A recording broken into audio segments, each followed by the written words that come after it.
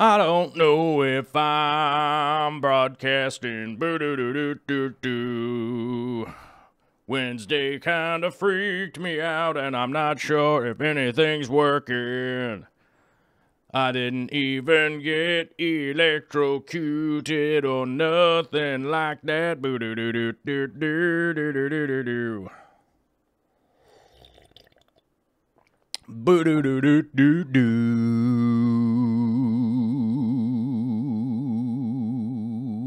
Ha!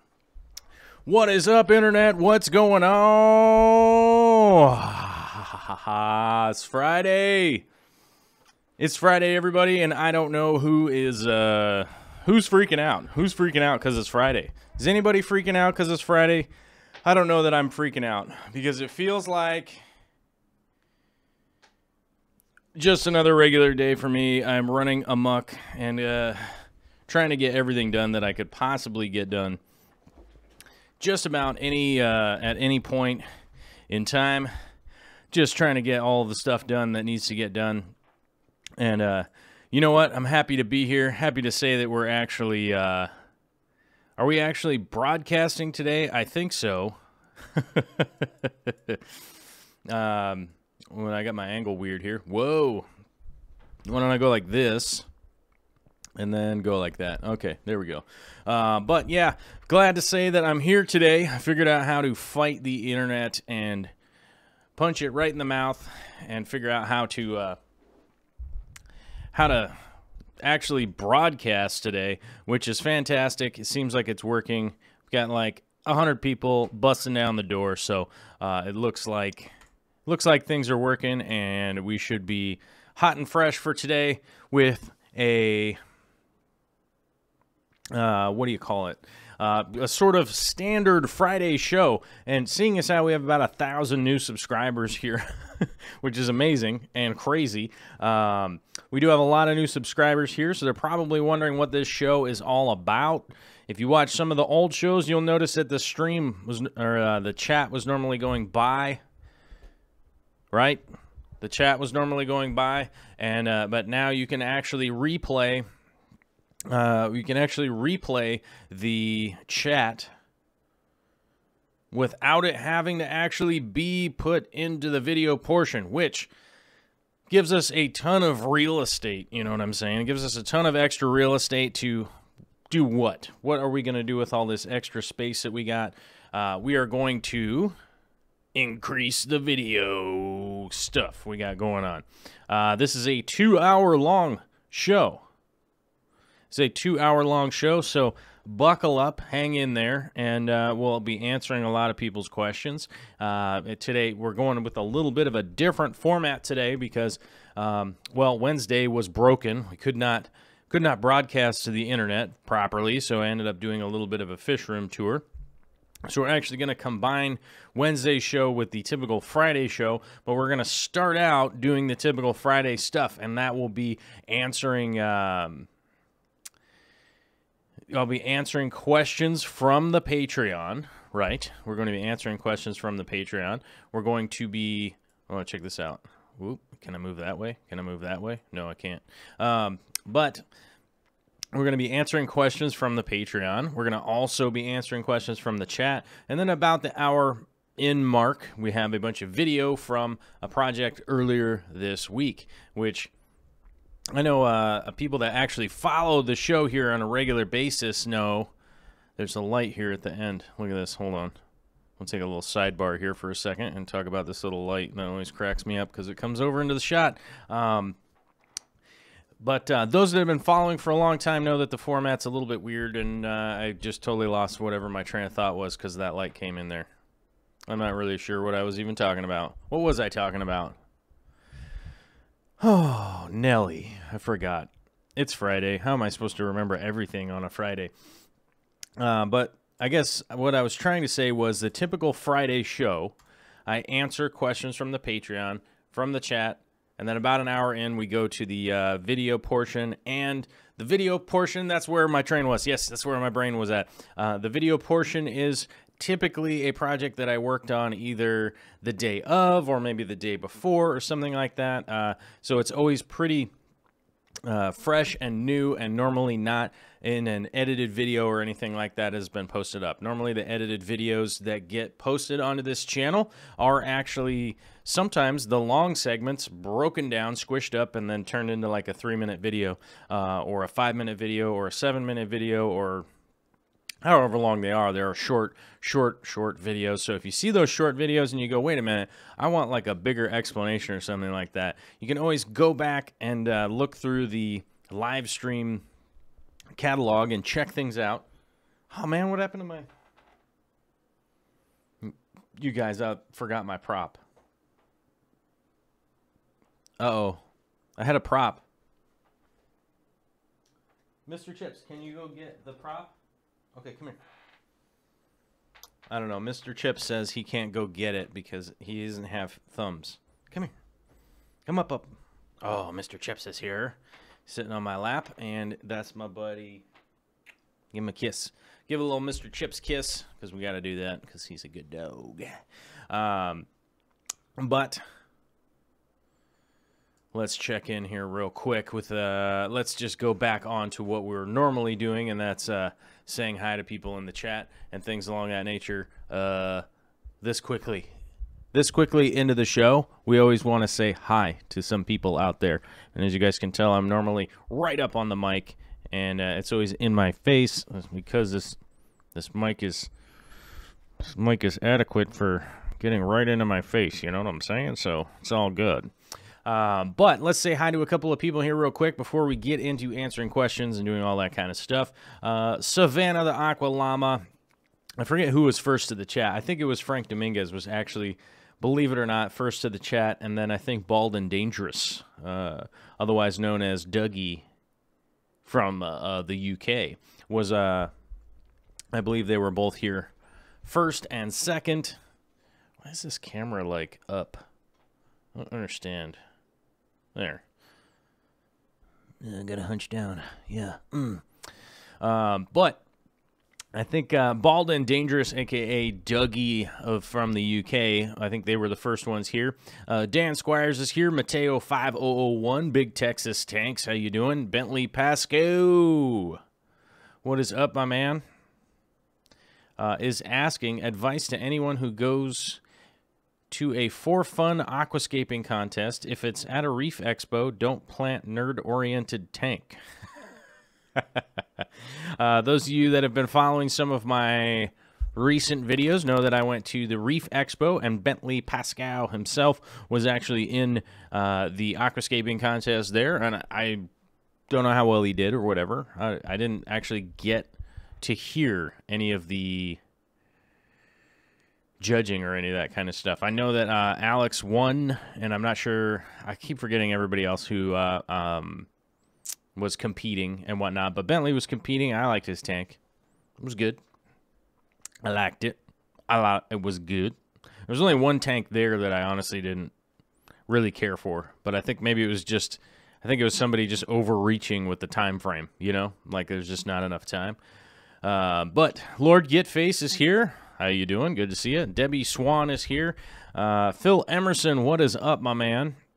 He's got question, sir. What millimeter was the glass on those cool tanks? I don't know how thick that glass was. It was kind of thick. It was pretty thick for a small little tank like that. Oh, Mr. Chip's got a cold nose over here. Will you get me with your nose, you floppy dog? I got floppy dog on my lap. Sorry, guys. Let's see. Hobby Geek is here. JH Aquatics, Big Page Row, dropping some surprises for y'all. What's up? Magic 21 Mom is here. CJ Black. What's up, CJ Black? Says, I've liked it twice. Once when the stream was first scheduled, and again, just now. Well, if it's so nice and you like it twice, that's normally a good thing, right?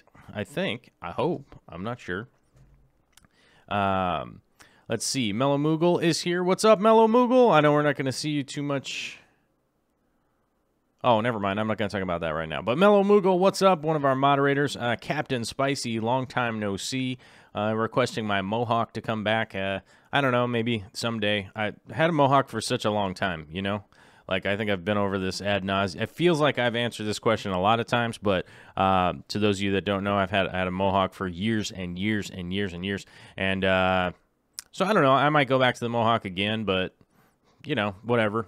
It's I had it for such a long time that it just seemed like my normal haircut, you know. So KG Cichlids is here. CNH Aquatics, or CNH Aquariums, sorry. One of our lovely moderators. Good to see you. Candy Overhauls is here in lurker mode again. Hopefully life smooths out quickly. Yes, she's they are desperately in search of a new home to stay in out there in Montana. And if you are new to the channel, I would like to remind people that Candy Overhauls is the mother of Caleb Overhauls, our #1 fan, my #1 favorite fan. Caleb Overhauls, our 7-year-old homie from Montana who's going through the struggle dealing with I guess it's like child onset leukemia. Badass little guy.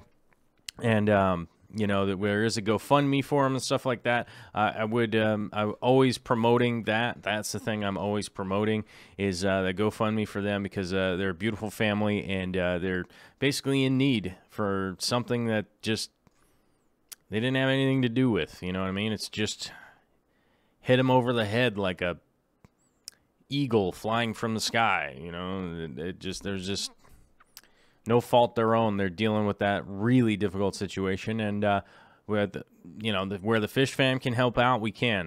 Maybe you don't have $1 or anything like that, but at the very least, just share out there on Facebook, throw it up on Instagram. You know, all that kind of stuff is free. Just share it out there, and you know, rock and roll. Let's keep doing that.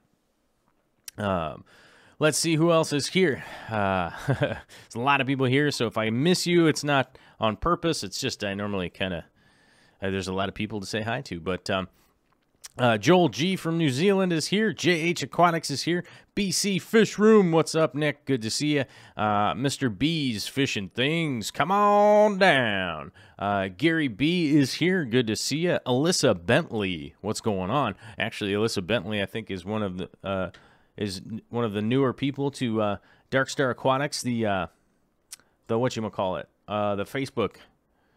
My Facebook page is named a different thing to make it confusing for everyone.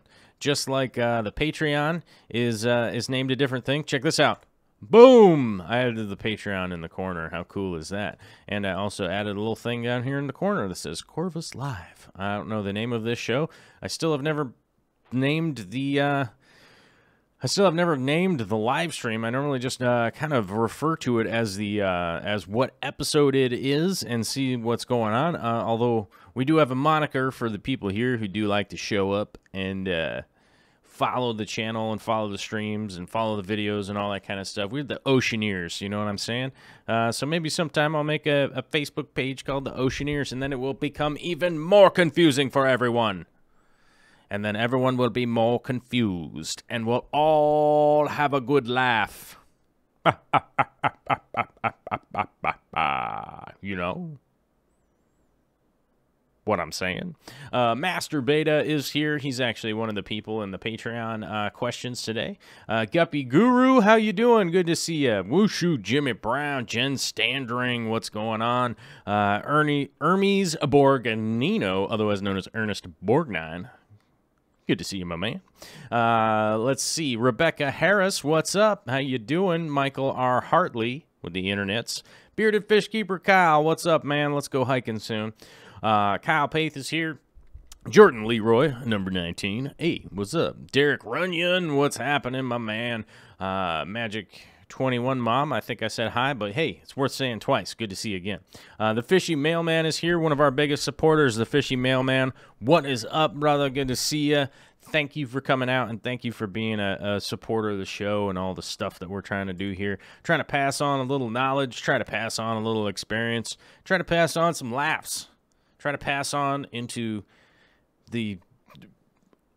I was almost going to say pass on into the afterlife, but hopefully that's a while down the road. Maybe we could get through at least a couple more shows before that happens to me. But I feel like I'm getting older and older with every day that goes by. I think I'm breaking down. I think I might be falling apart. I don't know. Should probably just take a multivitamin and be quiet, right? I should just not complain about it because we's all tired, right? But Alvin Alejo with a $2 super chat. Thank you very much, my man. And with the hashtag Corvus makes me poop now. Do do do do do do do do do.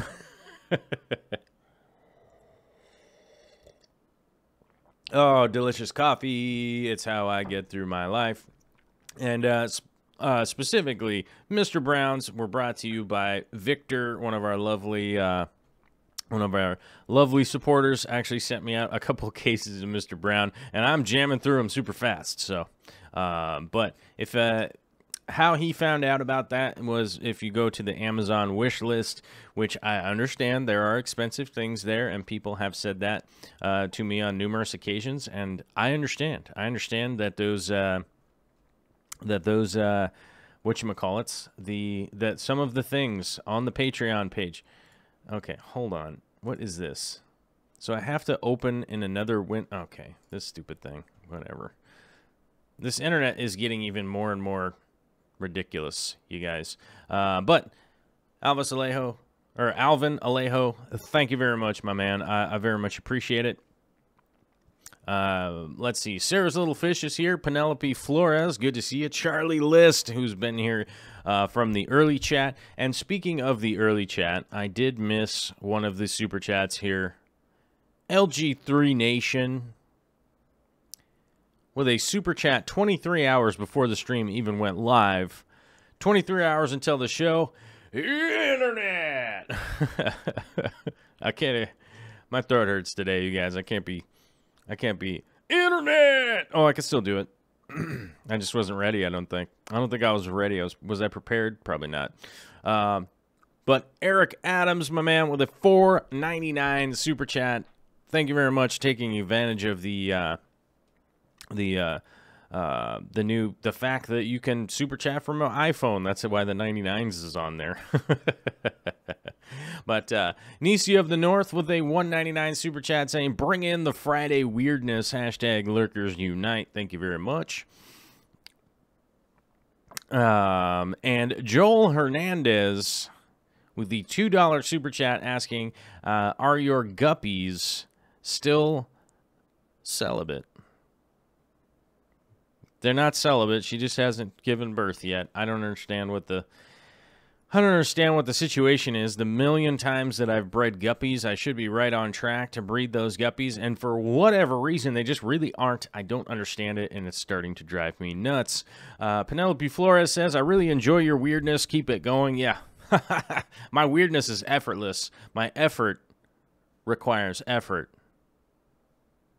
The weirdness is easy. Oh, Mr. Chips. Mr. Chips is here. He's just especially floppy dog today. Are you floppy, buddy? Are you just a little floppy guy? I'm sorry. I have to stop and say hi to Mr. Chips real quick. Oh.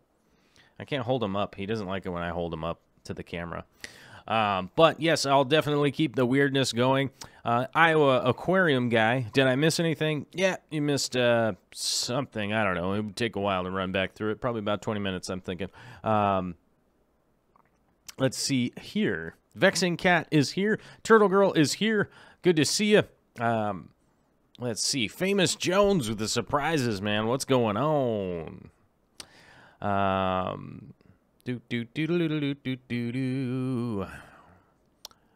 Let's see.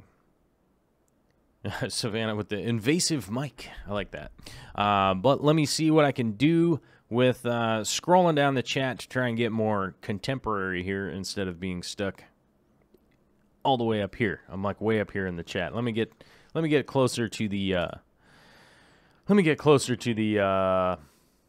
beginning of the more recent chat, because I was way up there. I was way up there, you guys. I was lost. I was talking to Mr. Chips. He's right here. Barbara Jackson says she wants to be a floppy dog. Turtle Girl says floppy dogs are the best. Yes, I love floppy dog. He's just relaxing today. I don't know. He's just, since this morning, he's just like, I don't know, man. I don't know. He's just like, I don't know. I just kind of want to chill out today, brother. And I'm like, I understand. You know, it's a hard life for a dog. Hard life for a little puppy dog in this world. And, you know, that's one of those things. Sometimes it's a hard life for a little floppy dog. Let's see here. We have a super chat from the Zombie Drummer with a $4.99. Psych. It's from my laptop. Oh, I see how it is. So people out there now, they be trying to like act like they got iPhones, but they super chatting with the 99 so that they can act like they got an iPhone. I don't have an iPhone. I have a Samsung, you guys. I have a Samsung phone. I don't have an iPhone. I'm not an iPhone guy. But to those of you that have owned iPhones and things like that for a long time will realize that you couldn't super chat from an iPhone without some crazy nonsense. So that was recently rectified at the same time where they rectified the chat. But the chat replay took about an extra week from what they said it was going to take to actually roll out and get working properly. So a perfect example of that would be if you go back like a week and a half ago and look at any live streams, like maybe mine or maybe Aquarium Co-op or Real Fish Talk or any of those cool live streams that you like to watch, like maybe like this one, you know, maybe like some other ones. Some other ones is, you know, as long as I'm in them, right, then that makes them good. But the chat replay was not working, and but strangely enough, the super chats, they managed to launch that really quickly. But the chat thing took a while, and I thought it was going to be much quicker, but it wasn't. And so, speaking of live streams and other things that are going on, if you guys didn't check out last night's live stream, it appears to be being very popular, as there's going to be a t-shirt giveaway. There's going to be a t-shirt giveaway. We were at the Aquarium Co-op. We actually got to see a really cool stingray that came in. Some of those giant clownfish that came into the Aquarium Co-op. And if you look up the Aquarium Co-op, the live stream previous to mine, it was like basically the other one that he did. We actually got done installing some more tanks into the warehouse area that he operates, where most of his plants and stuff come from. So I was up there helping out last night, and I'll admit it, I'm kind of tired today because the drive home, and it just really messed with my my sleep schedule, because I didn't get in here until like 12:30 and get into bed until 1, and then I got up at 5, and just a little knackered today. I'm just a little, as the English would say, knackered, which means tired. So I'm a little out of sorts, but a special thank you out there to Victor, wherever you are, for sending me out some Mr. Brown, put a little pep in my step, a little coffee action from a can. So I like a lot of my coffee coming from a can, you know what I'm saying? So there was a lot happening yesterday, a lot of fun. And if people are looking forward to some video portion of that project, well, you're in luck. It's not today, though. But there will be some video coming out of that project. I would prefer that project to get further along, so I don't have to do a part 1, 2, and 3 and all that kind of stuff. But it may end up happening that way. Oh, we got ourselves some super chats, you guys, that we got to answer here real quick. We got a $1.99 super chat from the Guppy Guru. I should do stuff for my fish, but you're live. Hashtag Oceaneer. My man, thank you very much. The Guppy Guru, man, just a pleasure to be around on the internet. I'm going to be honest with that. Always saying hi, always got some great comments, always bringing that positivity. And I like that. I'm a big fan of that. And, you know, everybody gets down sometimes, you know what I mean? Like everybody gets down sometimes, but there's no need to project. And I never see that from the Guppy Guru, even if I've ever heard that there were some bad things going on or whatever. Just always got a level of positivity that we can all appreciate. And I appreciate it. And thank you for coming here and hanging out. And thank you for the super chat too. I appreciate it. It all goes back into producing more stuff here. And I'm kind of like really, really excited right now because I have some news that I cannot tell you guys. And I really want to. I'm the worst at keeping surprises, you guys. I just gotta break it down for you guys right now. You guys, I gotta break it down for you. I'm gonna tell you a little story right now. I'm gonna tell you a little story about my past, my history. I was a much smaller person at the time. I was even smaller than our #1 fan, Caleb Overhauls. I was at the bright young age. Okay, I was at the bright young age of 4. It was the early 1980s, okay? And in the early 1980s, a beautiful piece of machinery came out, and it was called the Nintendo Entertainment System. Now, the Nintendo Entertainment System was slated to release basically 2 weeks before Christmas came out. And every kid in the world, I don't care who you are, every kid in the world wanted themselves a Nintendo Entertainment System. Are you kidding me? You could play video games at your house. Okay, and I'm not talking about no Atari. I'm not talking about Pong. I'm not talking about Jumpman. Okay? I'm not talking about any of that. I'm talking about the Nintendo Entertainment System. Super Mario Brothers, okay? Super Mario Brothers was just... It was just a rumor, okay? It was just a rumor, okay? Of how exciting Super Mario Brothers was going to be. Okay? Now, in my excitement as a tiny young man, I didn't really understand the ins and outs of the human race. I didn't understand much. I understood that I liked things, and I had a very adventurous spirit. And so did my sister. Okay? So, we had clambered around the house. We had looked around the nooks and crannies. We knew that Christmas was coming. Okay? Didn't really know at my age. Okay? I didn't know at my age, as I'm a few years younger than my sister. Okay? Okay, my sister's old. If I'm old, my sister's old. Right? I'm giving her a hard time. She happens to be watching this, which seems doubtful. She's got other things to do deep in the heart of Kentucky. But we were climbing around, and we happened to climb around into the parents' closet. And full disclosure, my sister is the one who told me where these, I don't know if we should call them surprises, were. Okay? They were up in my parents' closet. And we went in there and we looked and we found out, oh my God, there is going to be a Nintendo Entertainment System, and it's from Santa Claus. Oh, so much excitement, okay?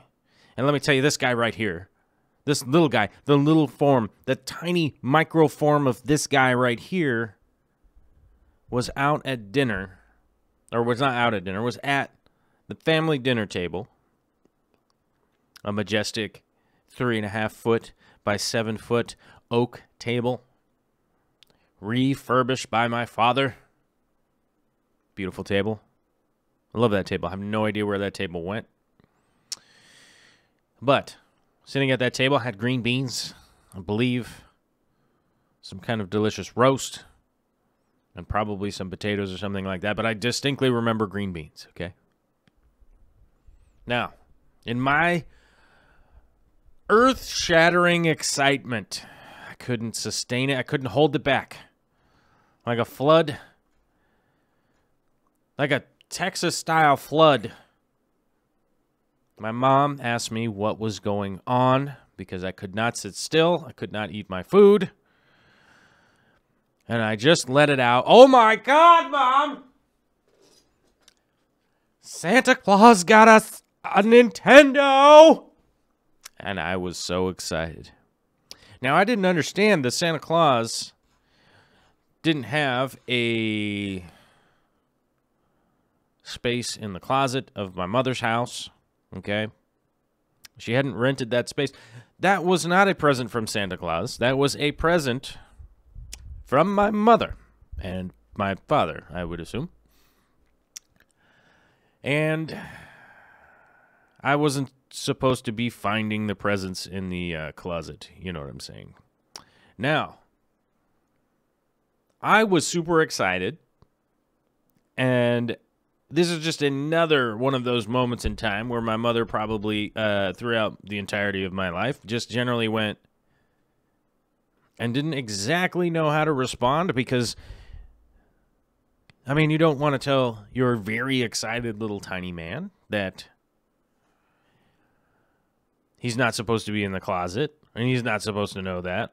But that's the truth, and she did eventually tell me that. At the time, my sister blurted out, "No!" Now, I will tell you this. As part of my upbringing, as a much older person, I can look back on this 30-plus years later, right? And I can go, oh, the lesson I learned from my mother was I wasn't in trouble, right? Although I had misbehaved, so I was sort of in the doghouse, but my sister was the one who had lied because she had known that we weren't supposed to be in there and we weren't supposed to be knowing about these presents that were from Mom. I thought that they were from Santa. No, the presents from Santa were different presents that were delivered on the Christmas Eve, you see.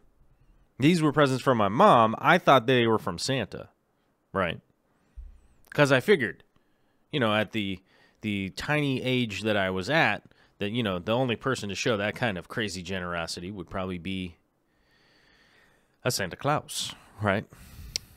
Now, probably took me over 30 years to figure out the moral to that story, and because it just seemed like ingrained, like I didn't know it in the front of my mind. It just was just a part of my being, you know what I mean? That like, oh, you can be super excited for something, but you just don't do that. You just don't deceive like my sister had. She had been a sneaky Pete, and that's not good. But my sister was very young also, and she definitely, she learned that at a young age too, but it's a great story because Santa Claus got us a Nintendo. But just to give you that's just the whole reason to tell you that story was to tell you that I have some great news, and I can't tell you guys. But I want you to know how much it pains me to not be able to say it. Even though I've got some very exciting news, and I can't tell you what it is. Now, no need to guess, you guys, because you probably won't guess it. It's not a trip. It's not a new tank. It's not anything like that. But it's going to be so awesome when it happens, and you guys will 100% know on Monday's show. Okay. Now, we have some super chats here to address, and one of them in the first one, not one of them, well, the first one, is Wes Barshinger with a $3.98 super chat, saying, thanks for all the content you give us. You're very welcome. And thank you for tuning in, you know what I'm saying? Hey, super awesome. Thank you very much for the super chat. Famous Jones throwing into the chat. Richard Sherman signs with the New York Jets. Hashtag fake news. I don't know if anybody would sign Richard Sherman. If no one knows who Richard Sherman is, he's a guy who plays for the Seahawks. There's been a bunch of trade rumors around him. I don't know that anybody would actually sign him at this point because they don't know if he's ever going to be healthy again. You know, blew out his Achilles, and I've known quite a few dudes that never really recovered from the Achilles being blown out, and they didn't play professional football.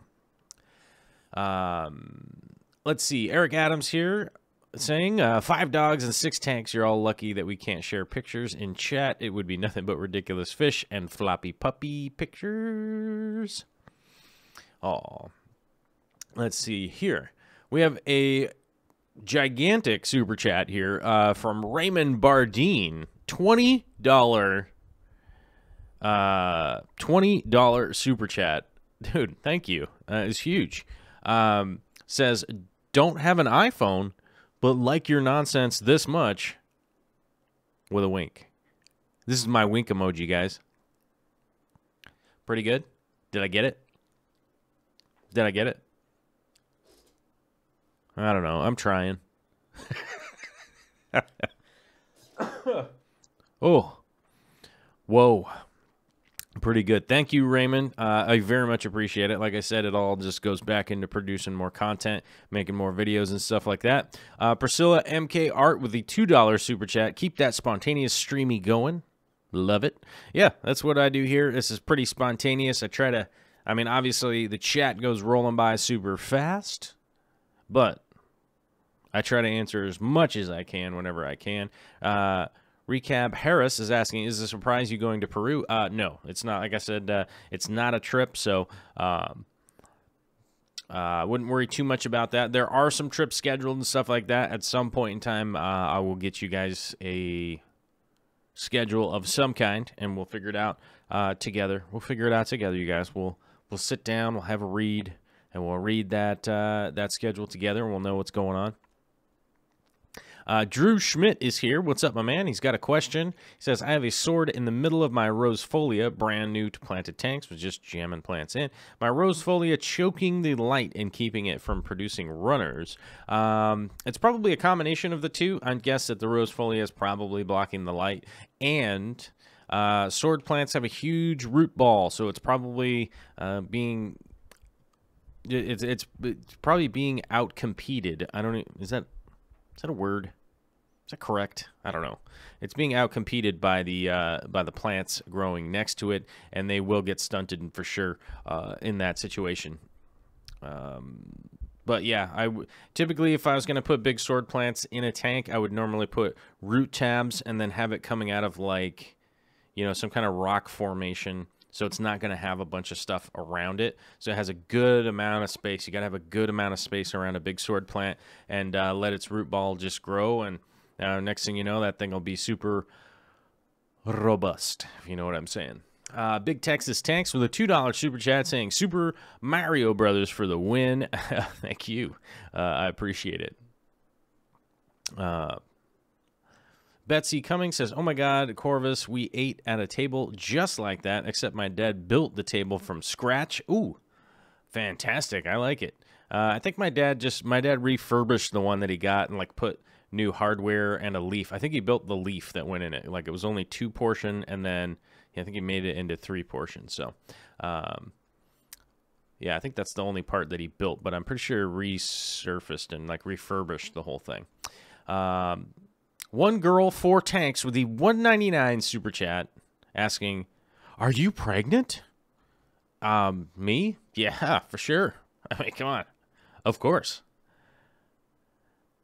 No, I'm not pregnant. And Vicky and I are not pregnant, I don't think. I wouldn't know. Sorry. I mean, maybe. It's possible. You know, I could teach you guys about that stuff, but I'd probably get a community strike and get banned from YouTube. I started talking about birds and bees, which is weird. I do actually have birds and bees tattooed on me, which is hilarious. I think is entirely too funny. But let's get to some Patreon questions. Patreon questions. Oh, I have to scoot over here, guys. Check this out. Analog technology. Pretty sweet, right? Oh, that's the wrong thing. Hold on, I clicked the wrong button. Oh, yeah. There we go. There we go. There we go. And I have to move the chat right over here. Yeah. There we go. All right, where's my... Come on now. Come on, guy. Let's get with it. Here we go. I don't know. As you guys know, I don't have another guy here controlling this with me. I'm here trying to do it myself. But on March 2nd, Kyle Paith wrote in on the Patreon.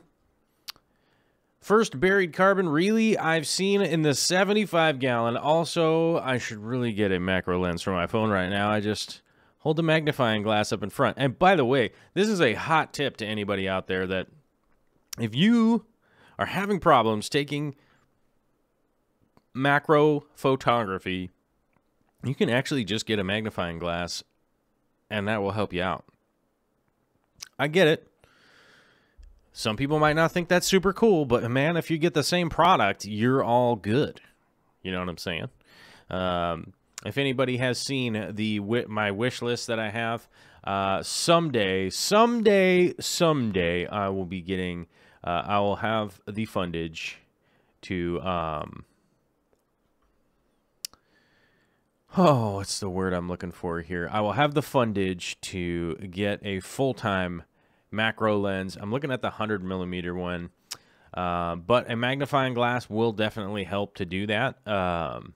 But hopefully I'll be able to get that 100mm macro someday, but it's a lot of money. So I'm just going to keep saving my pennies, doing what I can, and try to pile it up for some macro photography action. But my main focus is making videos for YouTube and stuff like that. So I'm saving my pennies for some other more video action type things that I'm going to need. And so that's what I'm going to be putting on right now. But someday I hope to grab that macro lens. But hopefully this is a good little hot tip for you guys out there to go like, oh, wait a minute. You know, you'd be like, wait a minute. Oh, that's a thing that I could do. So hopefully that helps out. That was brought to you by Kyle Paith. And look at that beautiful picture right here of this these carbon reelies. Beautiful shrimp. Definitely recommend them to just about anybody out there. If you've got a tank that can handle these. Beautiful shrimp. A lot of fun to breed those. And lots of fun. Our next post comes from Lisa Camilleri. Did I say that right? I hope I did. Okay. Excuse me.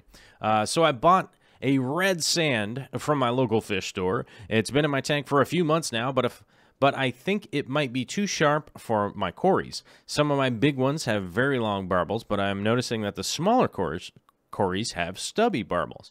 So I'm considering topping it with a finer sand instead of changing it out all the substrate. A, will that work? B, is builder's sand a good choice? It is supposed to be inert, and it is very fine for sure. Okay, let me answer B. Yes.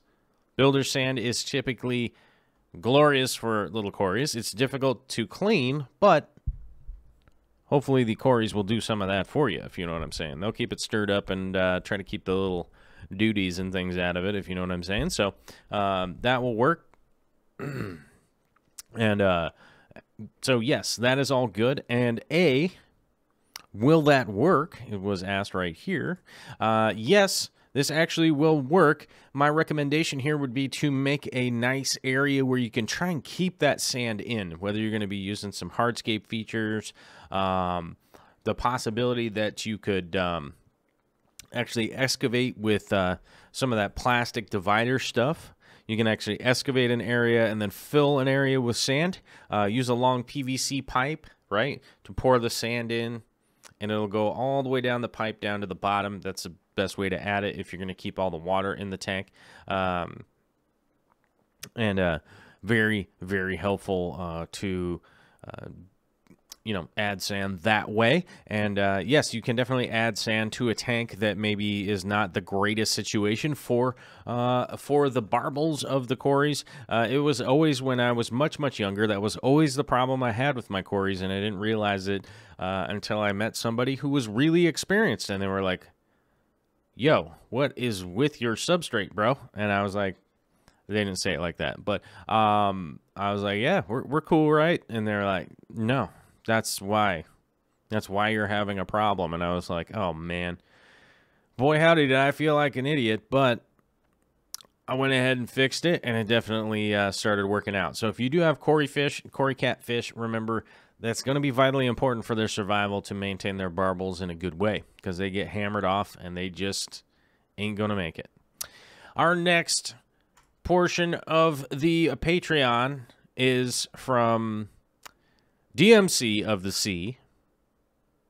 It says, "My rubber lip Pleco nom nom nom nom nom nom nom nom nom nom nom nom nom nom nom nom nom nomming on a Sarah catfish chip. This is awesome. Rubber lip Plecos, very underrated. Very underrated, great fish, very easy to take care of, stay small, and pretty darn good for just about anybody out there. I'm pretty sure their price point is quite affordable too. Definitely one of the, if not, it is one of the many upsides of the rubber lip Pleco. I'm always forgetting to recommend these to people, but here's one of those points in time where I shall remind people, oh hey, my man, maybe rubber lip Pleco for you. Give them a check. Maybe you got them locally. Stay away from common Plecos. They're going to get too big for your tank. So, yeah. Let's see. We have a post here from Bracken Ward, my man. Bracken, long time. Love you, my man. Says, just wondering if you will even get to this as the stream is live. What are 2 to 5 of your holy grail plants that you want but just can't seem to find? This is a really difficult question, because most days now, or at most points in time now, with the way that shipping and the internet is, I really don't have any holy grail plants at this point. But I will say, I don't know how many years ago it was, 8, 9, 10 years ago, dwarf baby tears was my holy grail plant. I got it. I carpeted a bunch of tanks with it, did all that kind of stuff, and then the thrill wore off, but I might get back into it again. But I try to rotate plants that I'm working with just to try and stay fresh on them as much as possible. And right now I'm dealing with the Monte Carlo, which isn't that far off of visually of a plant of the dwarf baby tears. So, just kind of rocking and rolling with that for right now. Another one would be the Aeriocalum, which I was actually able to pick up a couple of those at auction from Tom Barr, who wasn't at the auction, but his plants were at the auction. I believe 5 years, maybe 6 years ago, was at the plant auction. And I don't think well, no, I know what it was. I'll tell you a quick story. A lot of people were really excited to get some of those Aeriocalum there. And I don't think they counted how many Tom had sent, because I believe he had sent 8, and I think people thought that there were 6.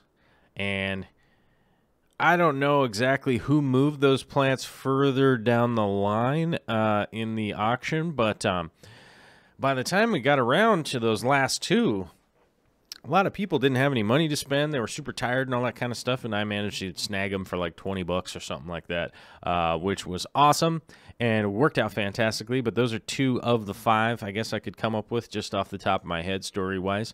And then...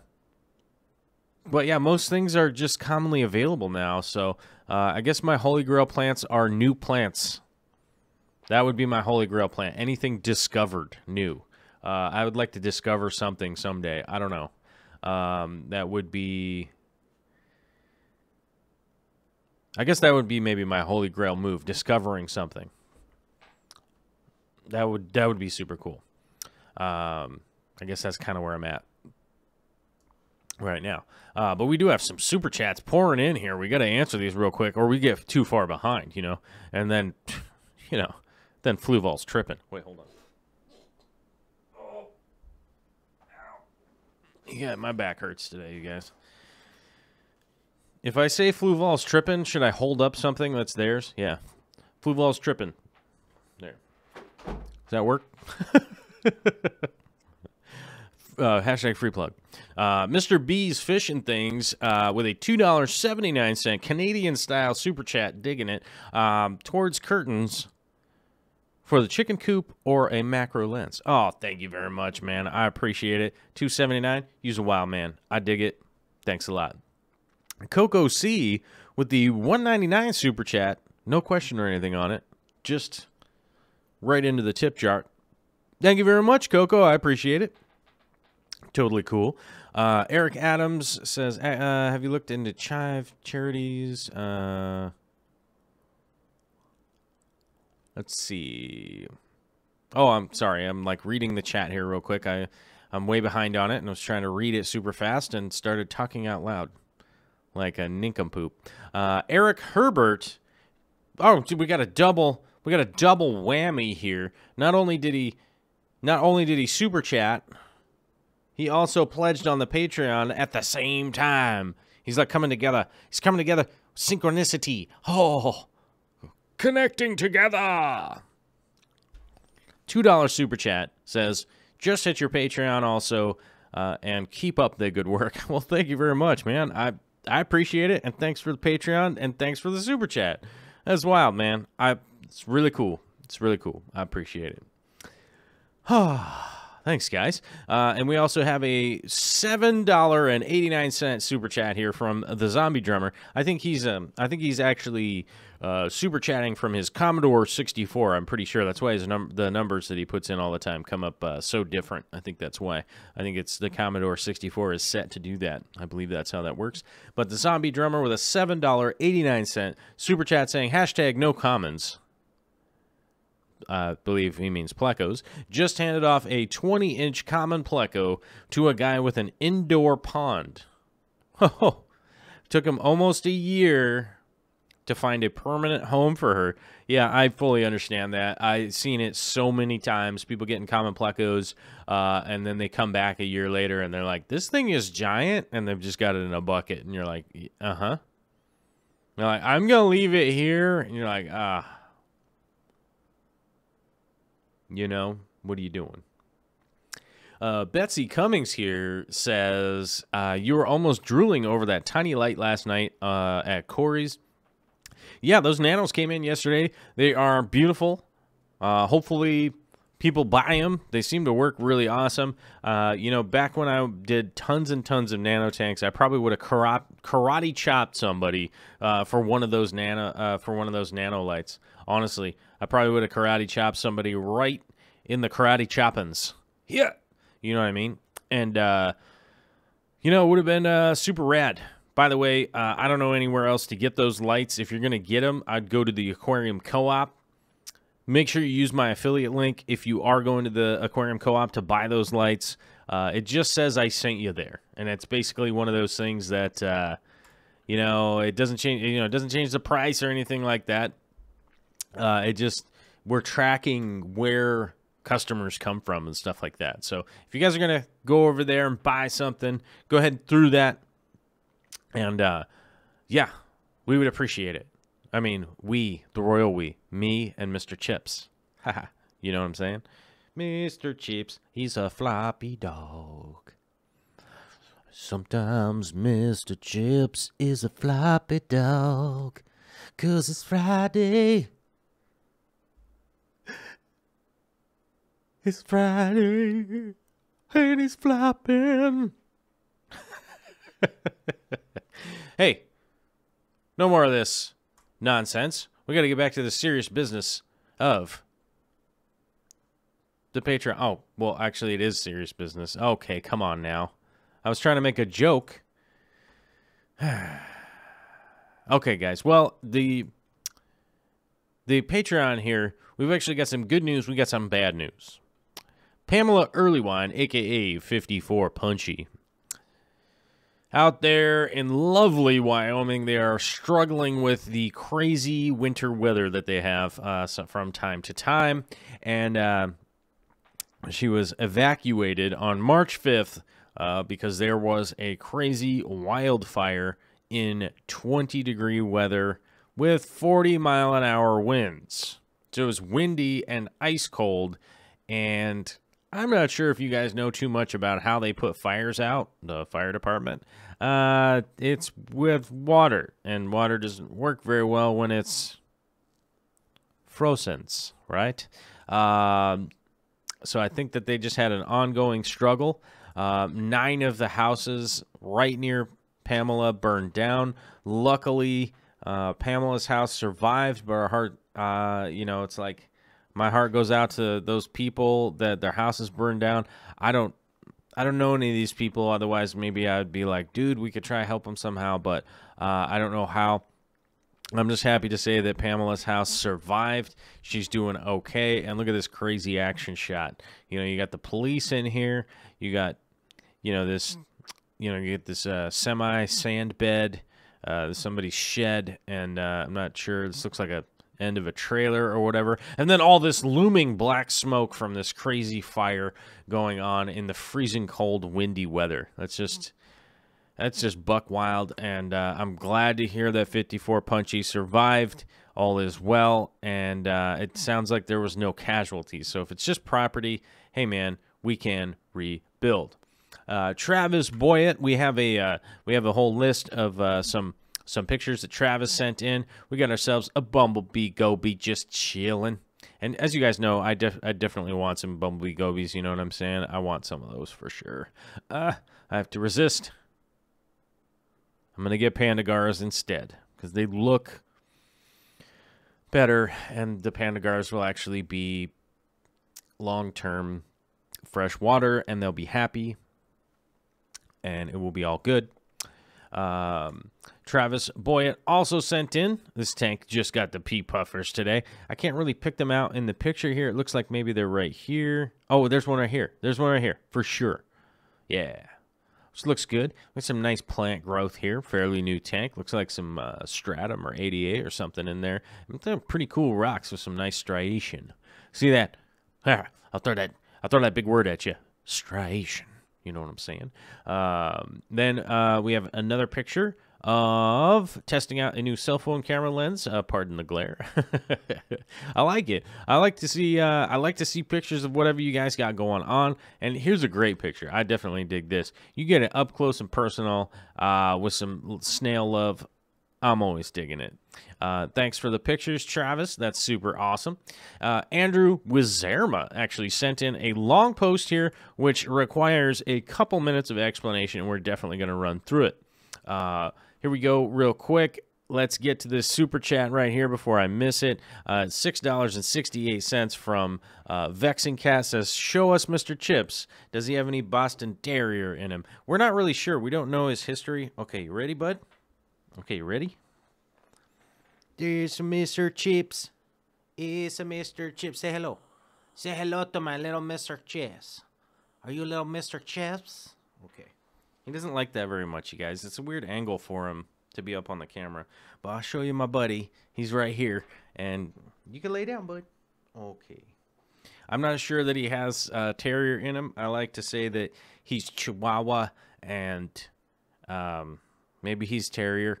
I think he's a blue heeler and a Chihuahua had a baby. I don't know.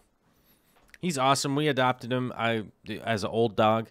So we don't really know who his parents were or anything like that. And I love him to death. He's my homie, and we hang out all the time. We hang out all the time. And, hashtag for life. For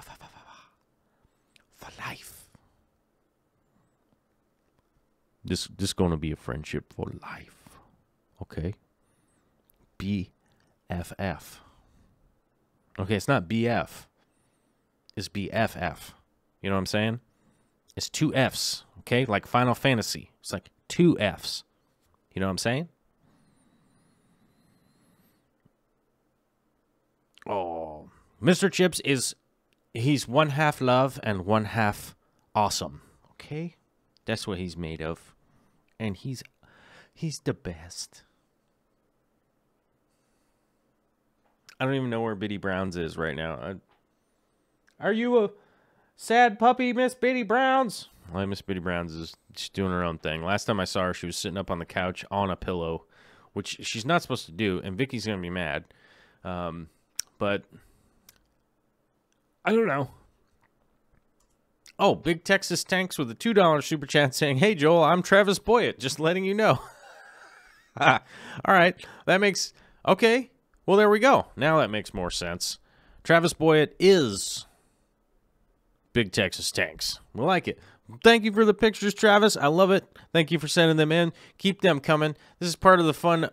This is my whole reasoning for loving the Patreon. First of all, I feel like it's an awesome way if you want to support creators. I support a bunch of creators on here, you know, Fish Fam creators and that kind of stuff, along with some artists and other things that I have on other pages. But I do support a bunch of people on here for sure, and I think it's a great way it's a monthly charge, and it has a lot of features for what I consider a lot of features compared to any of the other platforms of people that you want to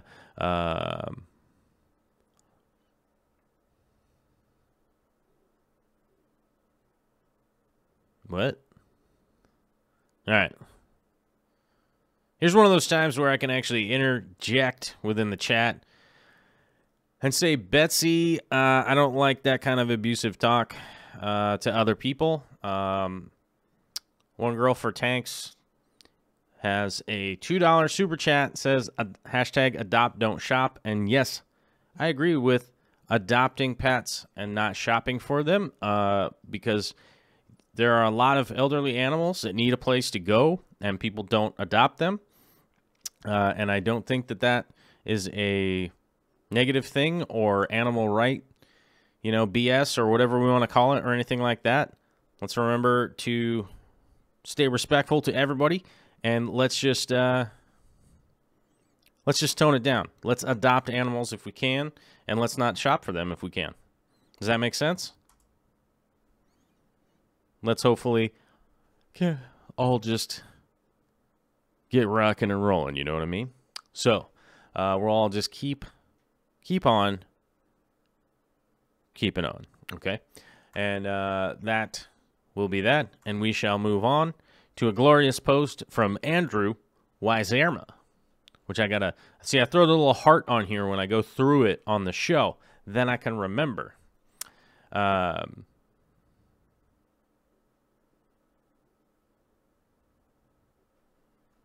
So, Andrew Wyzerma posting, all right, Hash, he's got a asterisk, technical difficulties, had to delete and repost. Yes, he had an original post and then had to take it down and kind of just re-explain itself, right? Which was, he's going to be changing out the wood on an Edsel shelf, 72 inches by 48 by 24. Going from a solid piece of fiberboard, which as you can see in the picture here is right here, which is a fiber particulate type board, which long term, especially if it gets moist, is going to have structural problems. Okay, let's moving right along. That came with it to multiple slats going across. With the weight and randomness of my tanks, I don't feel I can distribute it evenly enough. It has caused the wood to bend. Even at half mast, I'm afraid it may crack over time.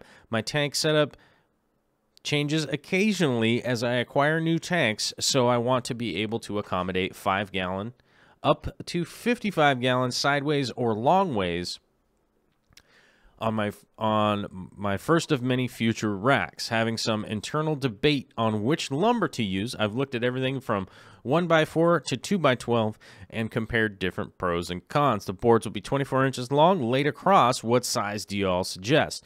And then he continues going on, giving a description about what was going on. But he's losing sleep over this, and he's really wondering what to do. And I can run through this pretty quickly. Okay, first of all, this style of shelf is not going to be sufficient to hold too much weight, okay? They just aren't. They just aren't made well enough to hold a lot of weight. And is that unfortunate? Yes, it's 100% unfortunate because it's the thing you already have. So my recommendation here, if it's not possible to either build a rack or possibly change out to a different style of rack, there is a few things we can do here, but like I said, not recommended. My actual recommendation would be to work with a different racking system and move on and move along with whatever's going on. I am going to ask people in the chat, that is going to be warning number 2. If we're going to continue to argue, you know, it's not going to last long. That's all I'm saying. I would just stop arguing about somebody putting what I would consider to be a relatively innocuous good message out there. Okay? And it derails the show when you guys start arguing in the chat about political theories or religion or any of that kind of stuff. I don't mind it so much, but this is the wrong time of the show because right now we're talking about racks and stands. And so let's not argue. Let's not argue about people sending in super chats and being generous and actually having just say that they want people to adopt pets and not shop for pets instead of being hyper reactionary because you may or may not be involved in a situation that no one else is clued in on. Okay, so can we just relax on that? We can focus and talk about stands and maybe some options for Andrew to get his situation sorted out here. All right, so like I was saying, my recommendation would be to go ahead and get a different stand. That would be my first thing. Now, if you can't do that and that's not going to work, then if that's not going to work, then you actually can take these plywood boards off. But the recommendation that I would give you, if you're going to swap out this wood, you're going to have to find what is called tongue and groove, okay? You're going to have to find what's typically 1 1/8 inch thick tongue and groove board. Now, they actually have a cutout on one end, which is called a tongue, and then they have a cutout on the other end, which is a groove, and you can actually slot them together. Now, they can actually be nailed and glued together to create one solid piece across. Now, the reason why that's important is any of the bend and the flex, if you were to use 4x4s, or sorry, 2x4s, 2x6s, any of that kind of stuff, the bend and flex will move, right, from this board to this board, then eventually offset each other. Okay, which can eventually start to fall apart. Now, with the amount of space that you have here, you could add some 2x4s across the bottom if you were going to use 2x4s, right? But aesthetically, it's going to be nonsense, and they're going to hang out underneath. It's not going to work out very well. But with a TNG, you could actually go and even put some lateral supports across there if you really wanted to, but you're not really going to need it because you can actually make one solid piece of wood that'll actually fit directly in there. You will have to run it across a table saw or a couple things along those lines, but I would say this is the way that I would go with it. This is the way that I would go and the way that I would continue to go all the time. I know that it sounds like a little more work, which it is, but it's going to be very well worth it if you have to absolutely keep this rack. It's not going to be that much more expensive. It's not going to be that much more expensive than actually just going to buy 2x4s and stuff like that, because big, long pieces of TNG, you're going to cut it down, cut it down, cut it down, and you'll actually make a really big one. Mr. B's Fishing Thing says I weld a metal. He welds metal shelving for his fish room. You can actually check that out. I love the video of him actually welding the new shelving and stuff like that. I honestly have a welder and I'm fairly good at welding. Definitely not certified or any stuff like that. I was like a truck and trailer welder, you know. So the beauty of my welds are not that great, but they will hold up. And I would love to do more of that someday, but you know, wood's my forte, and I always have wood on hand and stuff, especially the area I live in here out in Western Washington. wood is many a plenty. So I oftentimes work with wood and build most of my stuff out of wood, and it's kind of the more versatile product that I use on a regular basis. So I would just go with wood in this application. And that rack would be super hard to weld because with all the stripping that you'd have to do, that weird textured rattle can paint that is on there, it would take a really long time. And I would almost just go buy new material and weld a new one together. But that's definitely what I would do. Big Texas Tank says 155 watching and only 39 likes. Come on now. That's weird. That seems low for us. But either way, maybe people aren't liking the show. Maybe they tripping. Haha. Like Fluval. Hold on. Fluval? Yeah. There. Anybody see Fluval? Okay, Fluval tripping. Free plug. Okay. Send me a heater. Just kidding. I bought a heater. I bought it with my money. Let's see here. Alexandru Radine. Sorry, Radine. I always say his last name wrong. Mainly because I'm not that smart. Sometimes. Sometimes I'm smart. Sometimes I'm not. But Alexandru sends in, check this out right here. Thanks to your videos, I decided to air quote spoil my shrimps and move them from a 10-gallon in the biggest aquarium I have, which is a 55-gallon. Nice. That is nice. I like that. Just received the Substrates 20-pound Eco-Complete and 17.5-pound Fluval Stratum. Even though I watched twice. He's watched the video twice.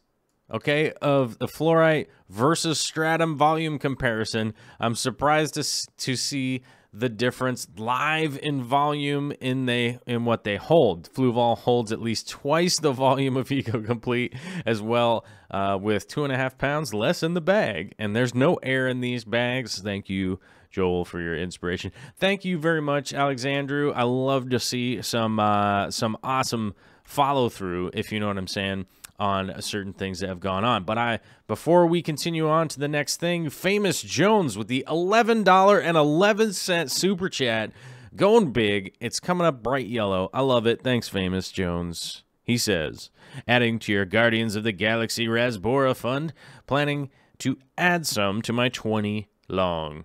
Hashtag my aquarium Avenger.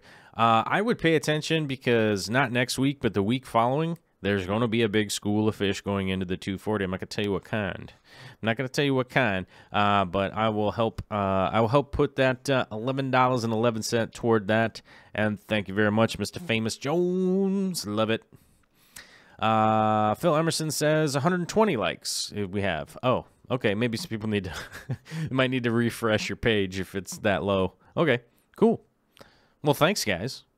Guys, I guess we have to hit the like button. It has something to do with Skynet. It says Skynet, Skynet says if you don't hit the like button, then they'll give somebody overdraft charges on their bank account or something.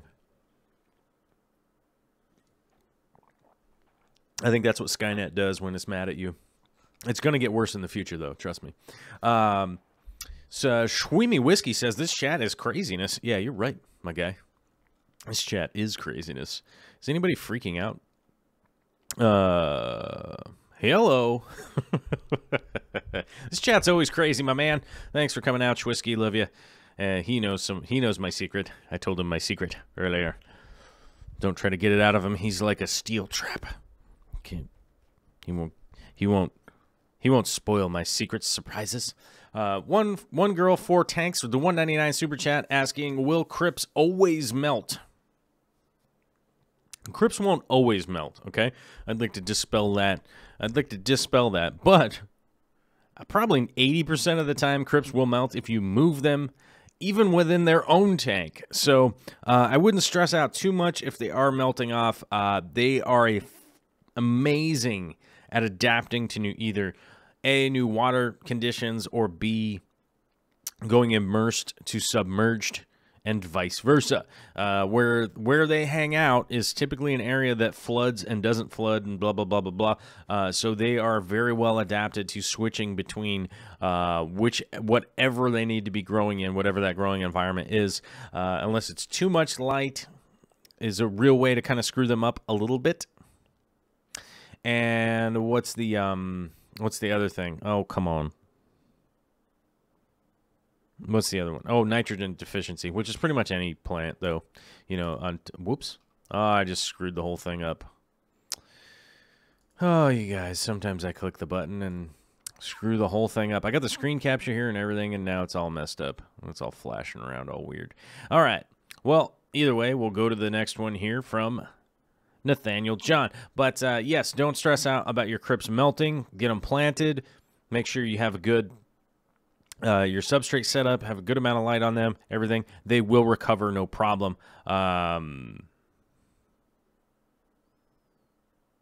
What happened? What happened here? Oh.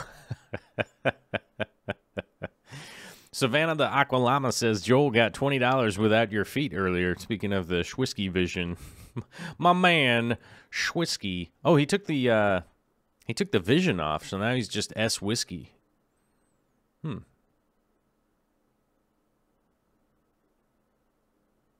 Yeah, so don't despair on your crypts; they'll actually regrow. But what's going on here from Randy Hightower is asking, any tips for African butterfly fish? They look really cool, but I tend to work with community tanks, guppies, and the like. Will that work? African butterfly fish can be a little bit aggressive and stuff like that, but I wouldn't stress out about them too much. They're not like super crazy, difficult to deal with. Wait, what's this? We got a new post during the show. What happened?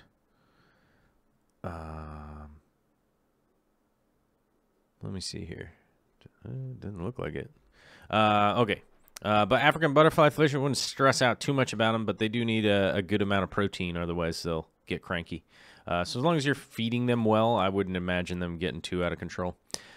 Nathaniel John posted, when I got home, my wife was saying she kept thinking she was smelling something akin to an electrical fire. Decided to poke around and found this. Guess I'm lucky it's so small. Tank only got to 82 degrees.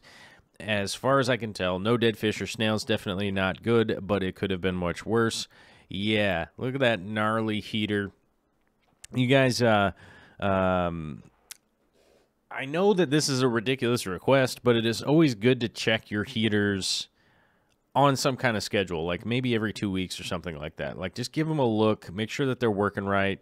And we'll get us, and just double check on them, make sure, they are an electrical product, so they do have a tendency to wear out and can blow up. I do have the Eheim JBJ heaters, and I have had a few of them break recently, and I'm dealing with the warranty issues. That's why I actually, if you look at the video right now, which I bet a lot of you guys are, I'm actually going to hold up the Fluval. What is this thing called? The Fluval Aquarium heater is what it's called. How weird. So this is the 300-watt edition. It's a 300-watt edition, right? This is actually going to be going on the cube tank. And, I think this has like a 3 or a 4-year warranty or something crazy like that. But I really like this one because it actually gives you a readout on it. So it's actually, you can actually quickly check and see what is going on with your heater. If it's got a problem, if the temperature's too high, if you're at the right setting, or if you're too low, or any of that kind of stuff. Big time cool heaters. I definitely, over the last month, seeing how well they work at Corey's place, I went ahead and ordered one and got one in. Amazing. And I'm looking forward to getting this thing on and getting a few other tanks set up with these. But in the meantime, I'm going to be putting the 60-gallon, the cube, the Killy tank on this with this heater. And it's going to work out pretty well. I'm probably going to be transitioning from those JBJ Eheim heaters because I do like them. But I have... Oh, Aquarium Co-op just chimed in and said 5-year warranty, which is pretty crazy. I don't even see that on the box right here. Where is this? So just anybody that's wondering, I did buy this with my own money. If anybody is ever wondering what's going on when things are going on, I bought this with my own money. And so, yeah, And if you're looking for one, I would just go to the Aquarium Co-op and order one up, and they'll ship it right out to you. But that's, yeah. So if you need one, I'd go there. That's what I would do. I checked all the prices. Everybody seems about the same at this point. So that's what I would do. And so I'm actually switching my tanks over to that. So Nathaniel, hopefully that's an option that you can handle. And something that would work out for you. And a 5-year warranty is pretty darn good, and especially if something bad happens because the thing, like, freaks out and whatever, then, you know, you don't have to worry too much about it. Because you at least have some kind of warranty or some kind of follow-up if you do have a problem. That at least maybe you could even get something out of the deal, or maybe even just a new heater out of the deal. That would be pretty cool. Which would be good to go. All right, we've got another electrical fire situation from a man, Kevin Keener. If you didn't check out that ReefWorks video, Kevin and I are in the ReefWorks video together. I actually got to meet Kevin in person. What a cool dude, and we're going to hang out more. I mark my words. So he's saying, I told you guys to brace for the chickening. 2 years ago, we've lived on this future farm. Use this plug constantly. Plug in a heat lamp for baby chickens. Come to find out, someone forgot to even attempt to tighten the connections. Now I get to check every outlet and replace this one. At the very least, the chickening has begun. This is total mayhem and unbelievable how much this is going around recently with electrical fires and nonsense going on. Check out this poor wiring here. Okay, you guys, this is one of those situations why, you know, always call a professional if you are setting something up, somebody that knows what they're doing, so they can check out what's going on and make sure that these things are done properly, or at least inspected properly. Whoops, I did it again. Clicked on the thing, I did it again, like a yutz. Sorry. But always check and get some kind of professional to help you out with those things. And this is crazy, and it's total nonsense, but I know Kevin's on it, and he's going to get it figured out. All right, we've got 2 more, and we got to run through these really quickly because we got to get to the video portion of the show, you guys. Come on now. Come on now. All right, DMC of the Sea looking for help identifying this crypt. I can't tell from the picture, honestly. I mean, it looks like a Wendetti, Wendetti, however people want to say it. It just looks really big. Like maybe a sunset or maybe a Balanci.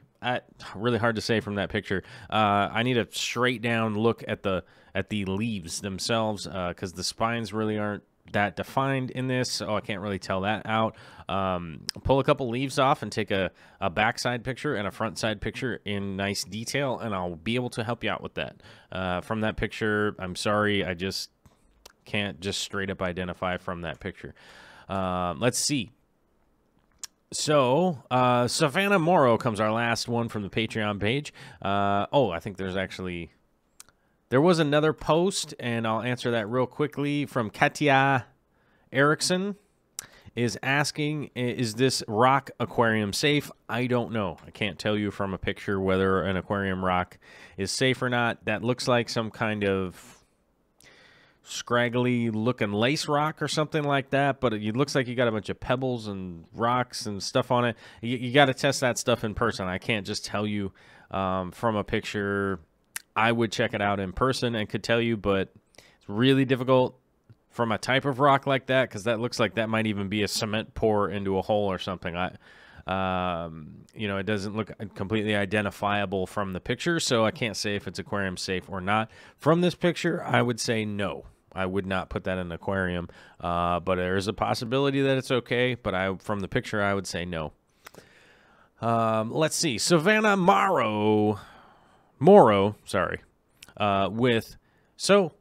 I had cut a piece out of a moss ball to see if it would grow on another surface, making sure the hole was large enough that no fishes could get stuck in it. Well, it's become a popular hangout for my beta, Mr. Fish, and it's pretty amusing to watch him. Just thought I'd share. Look at this. We got a beta hanging out in his own little moss cave situation. This is awesome. Excuse me. That's awesome. And I love it. I didn't realize that you could get a little beta cave going on in a moss ball. That didn't even occur to me. But that's awesome. And, well, It's not my fault if I steal your idea and do it someday, you know, right? Needless to say, I don't have any betas right now, but I will someday again, and probably will make some little moss caves for them. That's so cool. Thank you very much for sharing that.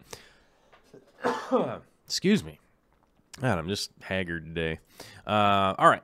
So now we're going to roll from the Patreon portion of the show to the video portion of the show. Video portion of the show. I can't tell if it's playing or not. This might be the part where it's really slow. Okay. Oh, here we go. Oh, we got to do the analog move again, you guys. Watch. Do I got to squat down? No, there we go. All right. That looks good. That looks decent. Decent. Right. Video portion of the show is brought to you by the 240-gallon aquarium and this lovely Jibao return pump right here. Oh, yeah, there it is. Okay. Those of you that have been following me for a long time know that it's pretty loud in my fish room, and one of the things that I've been meaning to do for the last 6-7 months, something like that, is swap out some of these pumps. I do have some external pumps that make a lot of racket and make it really difficult for shooting in front of the tanks and that kind of stuff, and this is finally a big step in the right direction to eliminating some of the external pumps so that I can shoot more videos in the fish room. And I'm pretty excited and I'm pretty stoked, okay?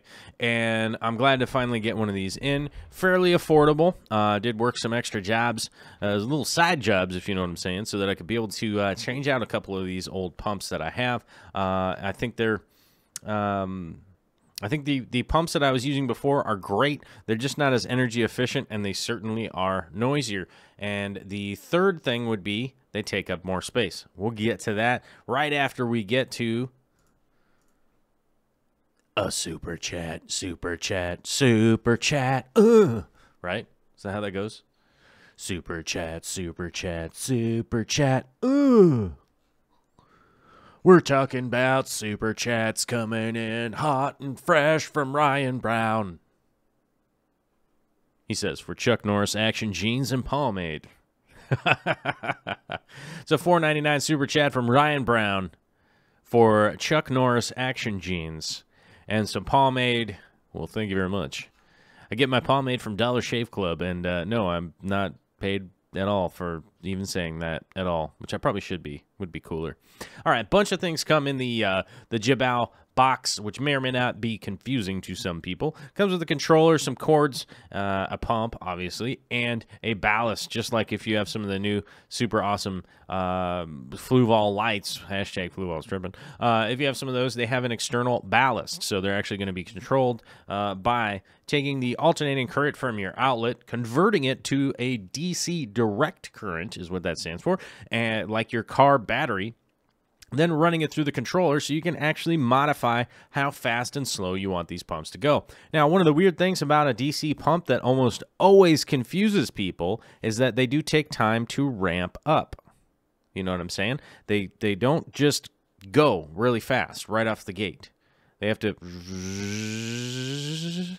get going, okay? Which freaks people out. They're like, dude, this thing isn't working. And it's like, it's only powered up to 30%, and it takes a little bit of time to wind up. Now, it's probably like 15 seconds or something like that, but seems like an eternity when you're like, oh, water should be shooting out of the hole right now, right? You know, and it's not.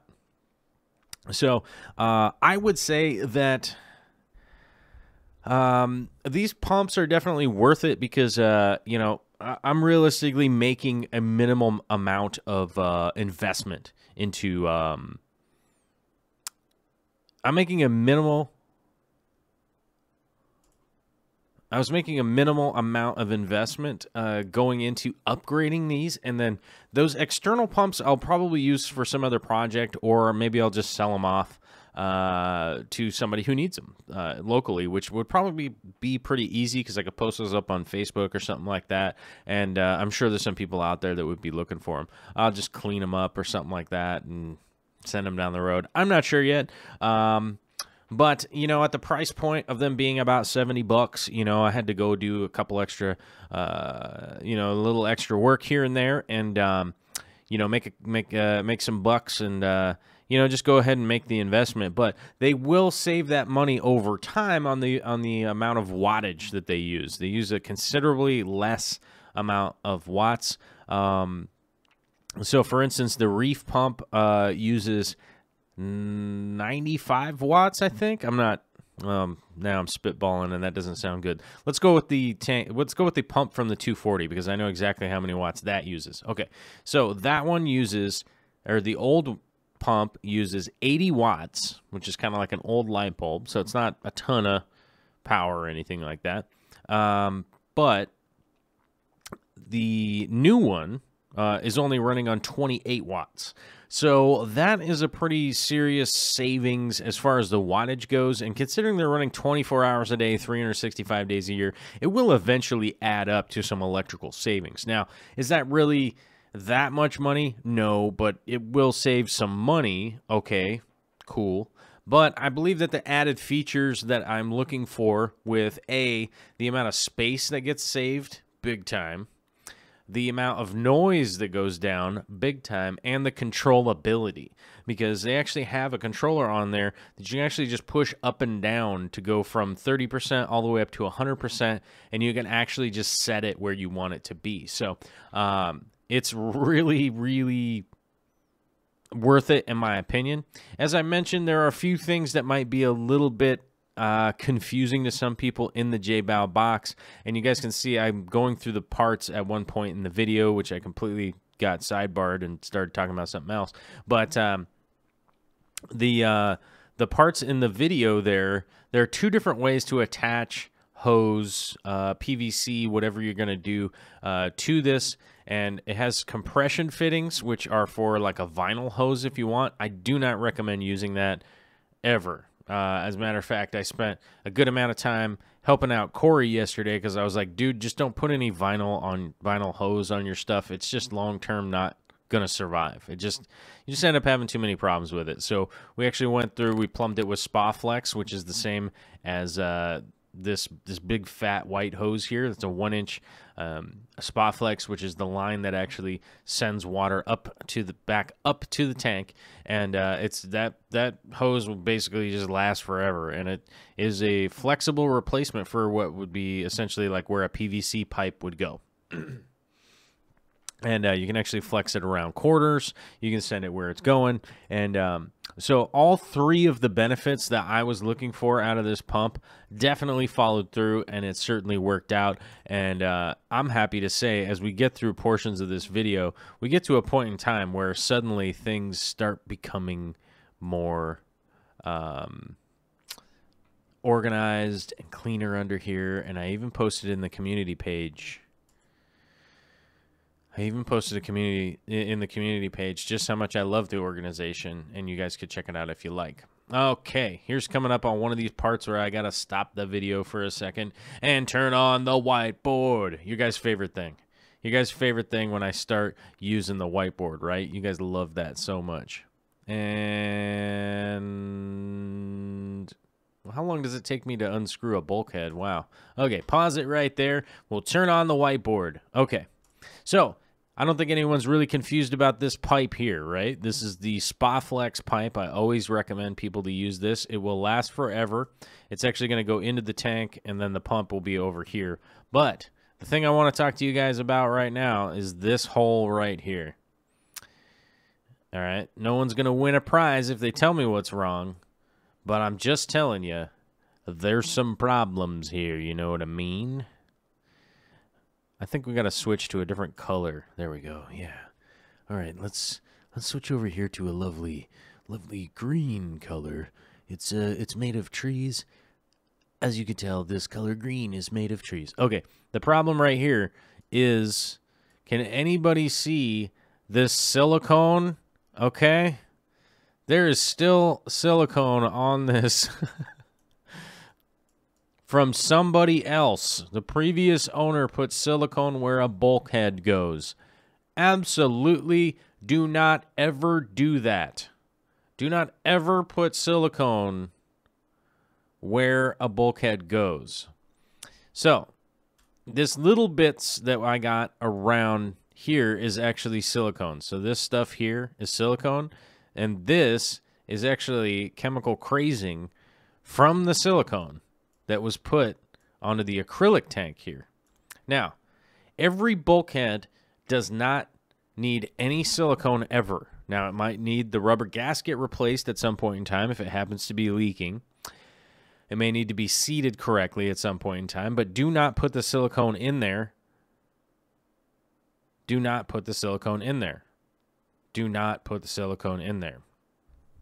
Do not. Silicone, no. No, don't do it. Okay? So, like I mentioned, there's some little bits and pieces of silicone over here, right?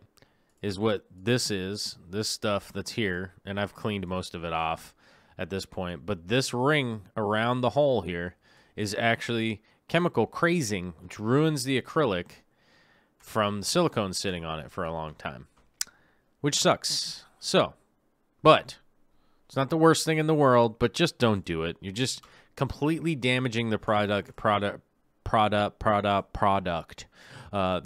forever, and it's not going to plug the hole if it's leaking, if that's the problem.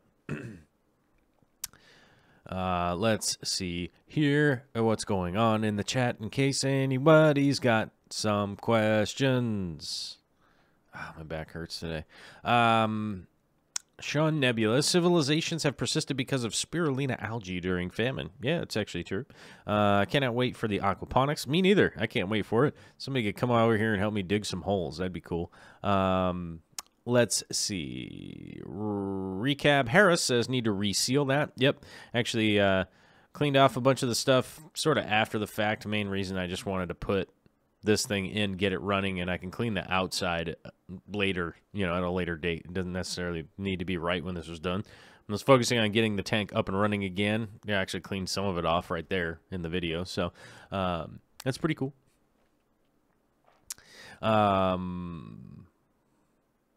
Captain Spicy says, weak seal, tighten it properly and no problem, but don't over-tighten bulkheads. Finger tight, quarter turn. That's all you need. If you over-tighten them, that's typically why they leak, because you tear the rubber gasket that goes inside there.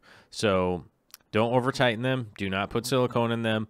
If you need to replace the rubber gasket, replace it. You can always order them off of Amazon. I have them in the influencer page. You know, if you guys need to go to my Amazon store, you can always find that stuff on there. If you know what I mean.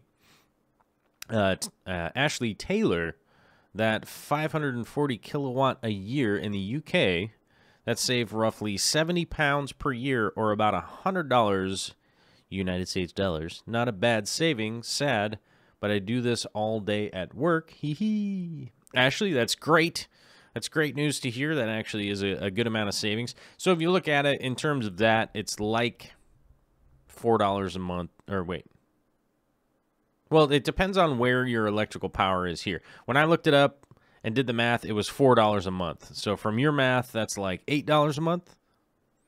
And our power actually rate here is actually kind of low. So it was about $4 a month. So it actually is going to take like 2 years to, air quote, save the money back that I spent. But like I said, it's not the worst thing in the world, you know. I'm going to be able to... you know, it's not a big deal. I got it. It's time to do it now, and I finally have the budget to do it and get those cleared out, and also start making more videos in the fish room, which I'm looking forward to, and I would rather do that. We have a $5 super chat from Katya Erickson saying, the rock is volcanic, actually. Some pieces have fossils in them. Should have included that. Thank you for answering. Very much appreciated.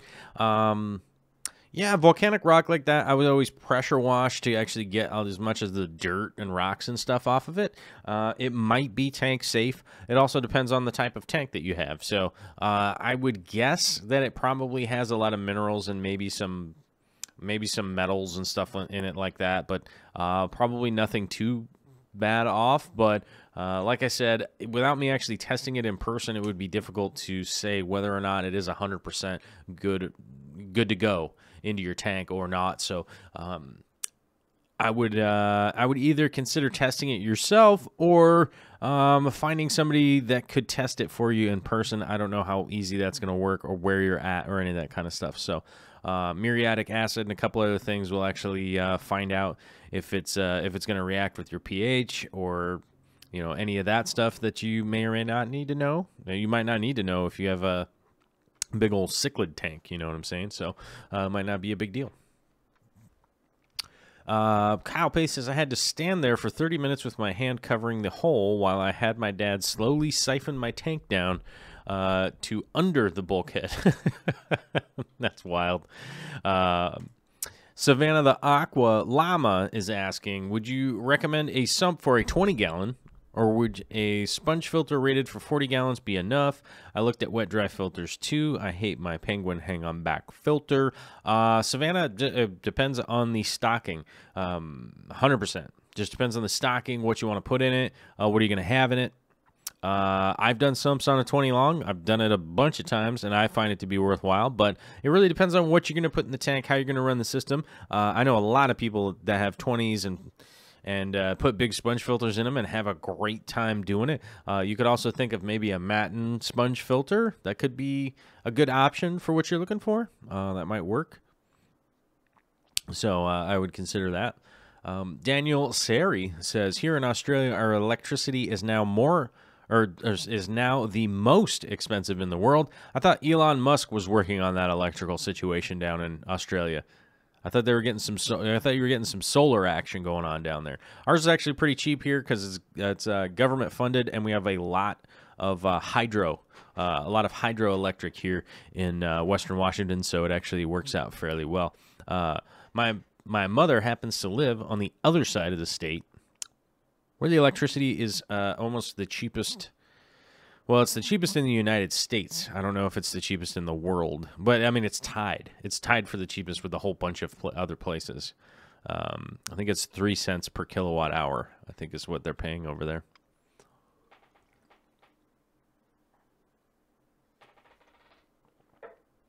Mr. Brown, Mr. Brown, I love having delicious coffee from Mr. Brown.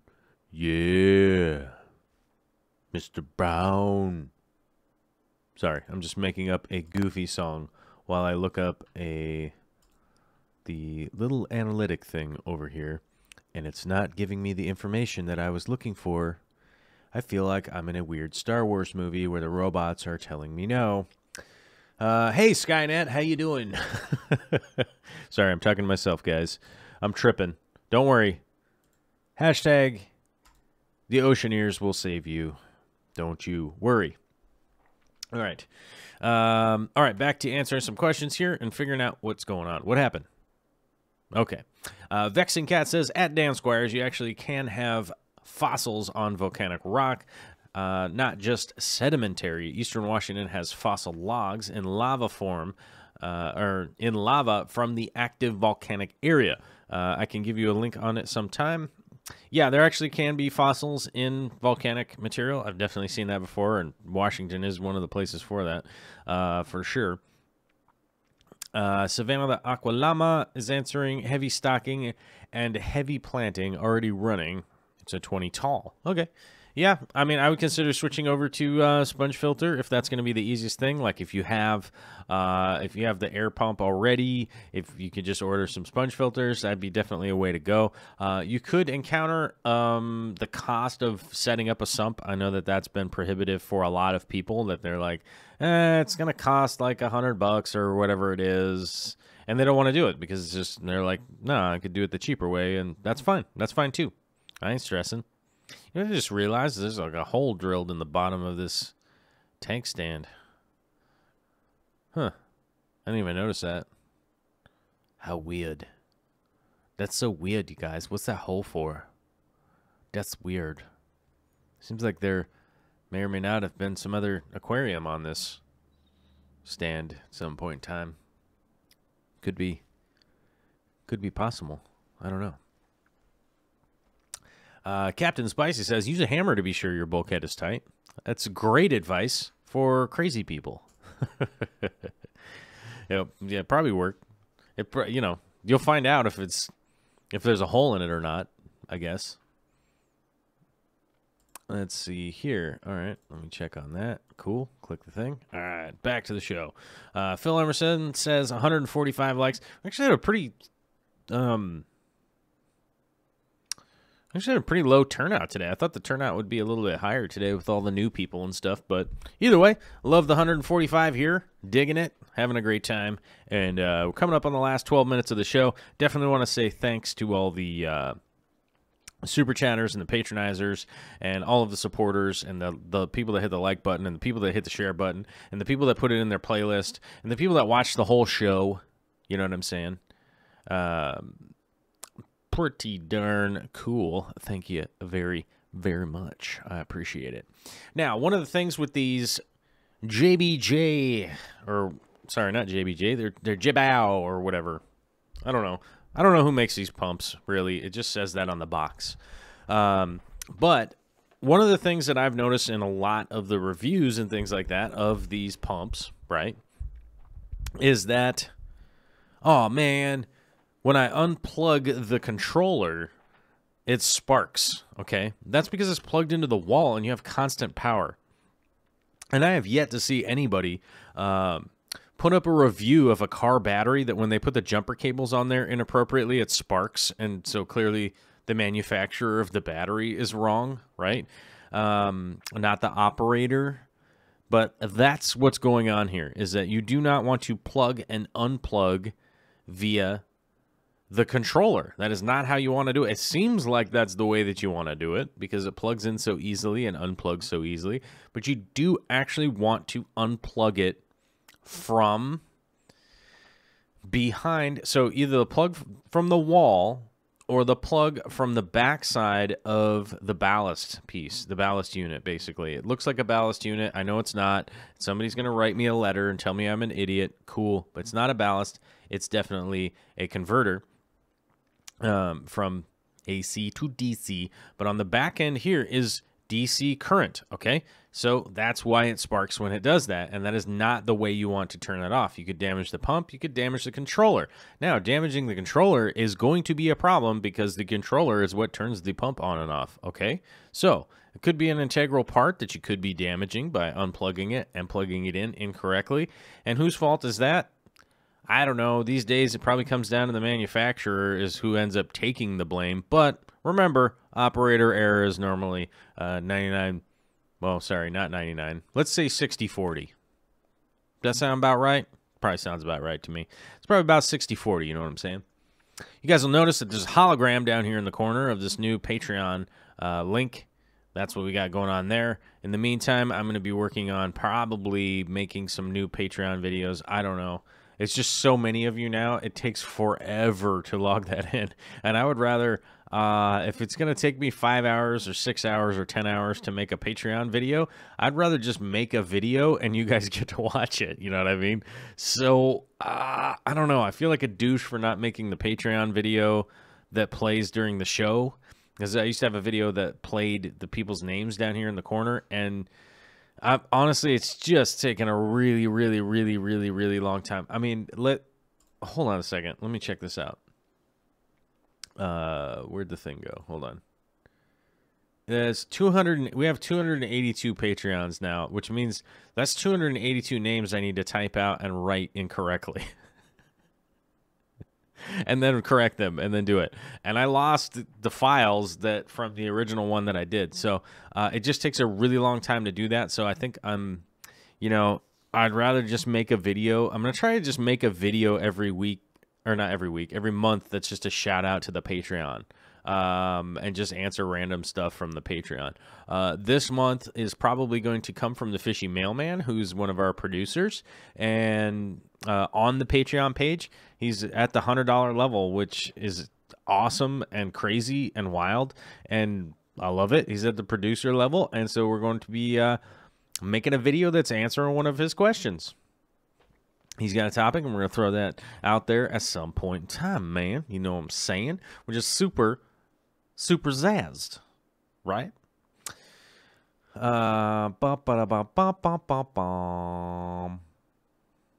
Sean Kareeb says the control panel is hard to use. The touchpad doesn't work if your hands are wet. This control panel on this pump actually has like little like clicky in buttons that are completely covered, so they are sort of water, not, I mean, I don't know if it's waterproof, but it's definitely like water resistant. So I definitely had wet hands, and this controller is actually a little bit easier to use than the previous incarnations. This is kind of the newer version. I think it's the DCP or DCT or something. I don't know. They have these weird 3-letter things that I can never remember, but I believe the SINE pump technology is the one that you're looking for, is the new one. But the controller on this was really easy to use. The readout is actually way better. It's more improved. It's actually red light on a black background, which is way easier to read underneath the tank than the old readout, which I believe off the top of my head was like black on blue, you know, like LED lit, which was hard.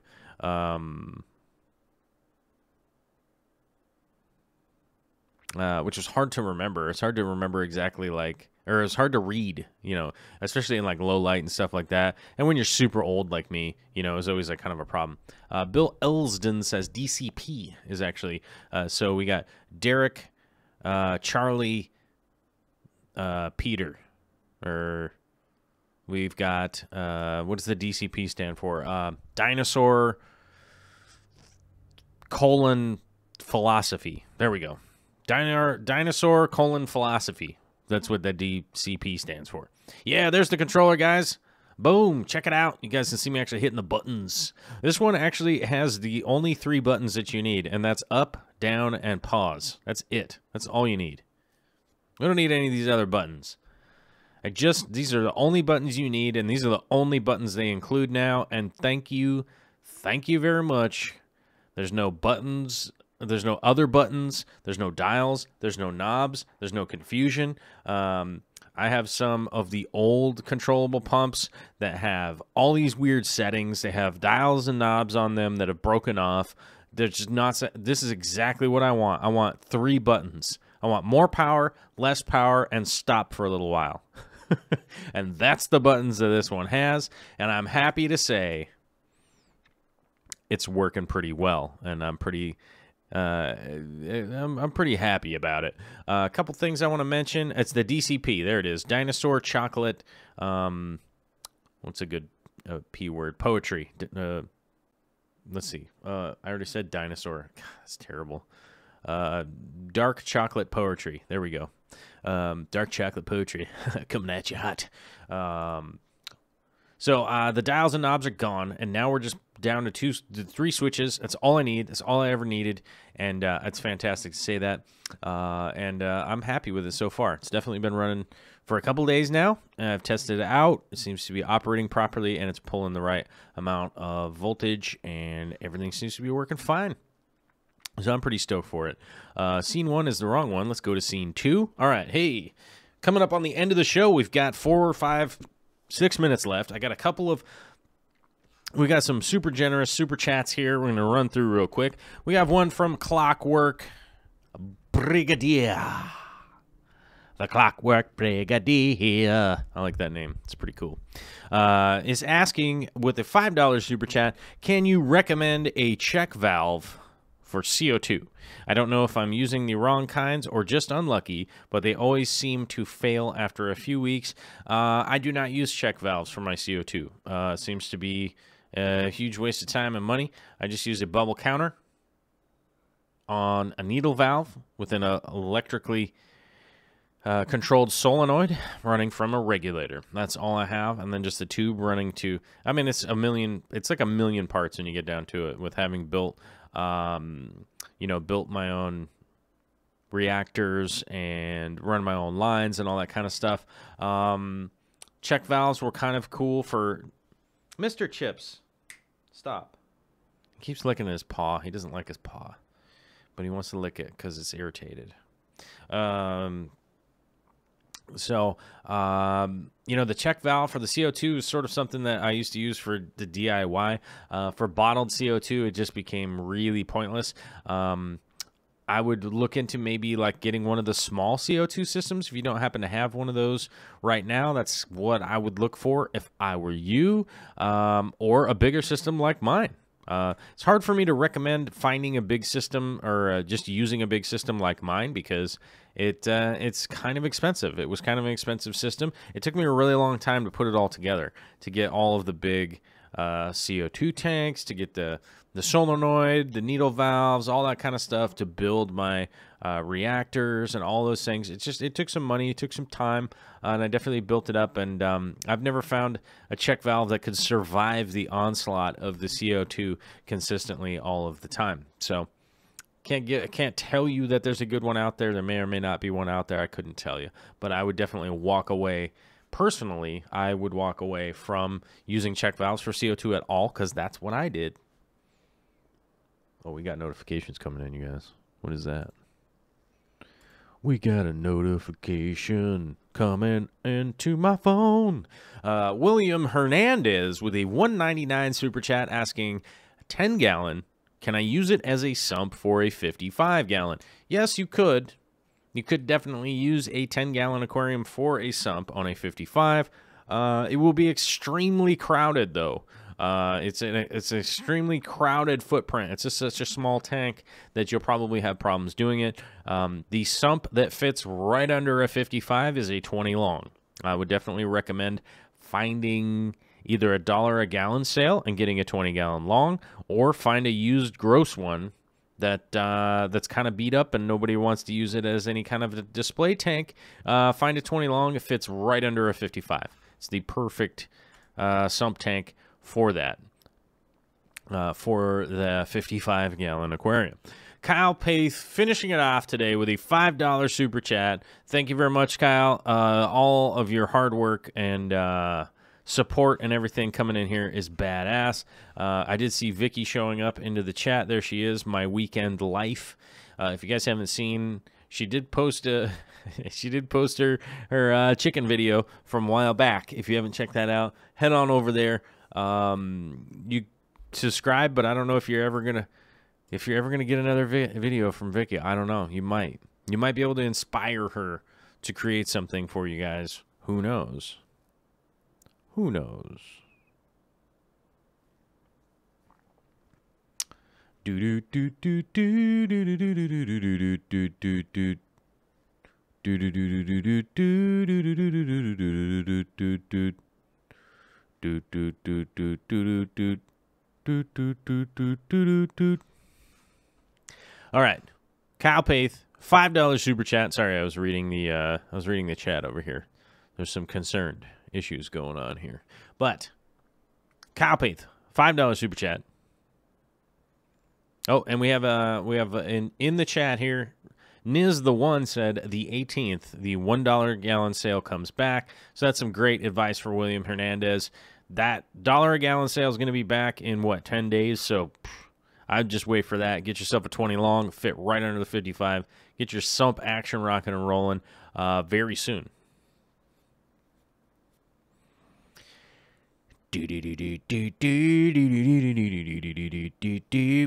Kyle Paith, why have I never thought of stapling zip ties to stuff before? I'm definitely doing that in the future. Notice some of my organizational skills where I use heavy-duty staples in order to hold some zip ties in place, to zip tie some lightweight stuff out of the way. I find it to be very useful for wires and things along that lines. Anything heavy at all, and it will definitely pull it away over time. But it does work well for stapling up wires and things that you want to, or things that you need to be up out of the way that are pretty lightweight. It does work fantastically. A little hot tip for you all out there. Boom. Dynamite. Know what I'm saying? I'm going to run through all of these super chatters here real quick, and it's going to be the end of the Friday show. I want to say thank you to LG3 Nation, Alvin Alejo, Eric Adams, Nisi of the North, Joel Hernandez, Zombie Drummer, Guppy Guru, Wes Barshinger. Hopefully I got that right this time. Raymond Bardeen, big time, $20 super chat. Thanks, buddy. Priscilla MK Art, Big Texas Tanks. One Girl, 4 Tanks, thank you very much. Mr. B's Fishing Things, Coco C, Eric Herbert, thank you very much. The Zombie Drummer, two-timer today, two-time super chat today. Or he might have been a three-timer. I don't know. Did he go three-time super chat? I don't know. Vexing Cat, thank you very much for all your big-time help. Thank you, thank you, thank you. Big Texas Tanks, 2 times today. One Girl, 4 Tanks, 2 times today. Famous Jones, 11111. Thank you very much. Actually, one girl, 4 tanks, did 3 super chats today. Thank you so much. Ryan Brown, Katja Erickson. I think I get that right. I don't know. I don't even know how to say that. Clockwork Brigadier, William Hernandez and Kyle Pace. Thank you very much, everybody, for all your super chats. Thank you very much, everybody, for hitting the subscribe button and the like button and the share button and all the button and all the crazy stuff that you guys got to do just so that you can watch and support, I guess. But thanks to all the super chats. Thank you all to the Patreonizers. We'll be back on Monday. Hopefully, we'll have a video over the weekend. I don't know. We'll see what happens. I don't know. Oh, me no know. Whether there'll be one over the weekend or not. And hopefully everybody has a fantastic day, fantastic night, fantastic weekend. I don't know. Hopefully we see you soon. If not, we'll see you Monday at 3 o'clock Pacific Standard Time. And I'm going to talk to you all later.